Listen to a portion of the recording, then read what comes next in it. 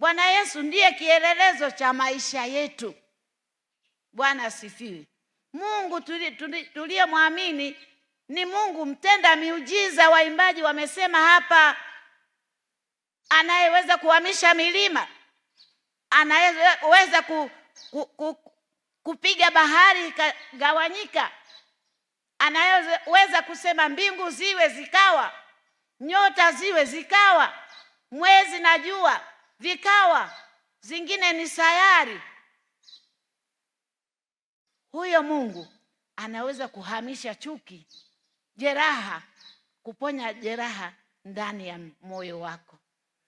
Bwana asifiwe. Haleluya, watu wa Mungu. Kwa nini tuondoe chuki? Kwa nini tusamehe? Kwa sababu kila wazo baya linaenda kwenye moyo. Kumbe Mungu hakuumba moyo ubebe hayo mambo, uwabebe watu fulani ndani ya moyo wako.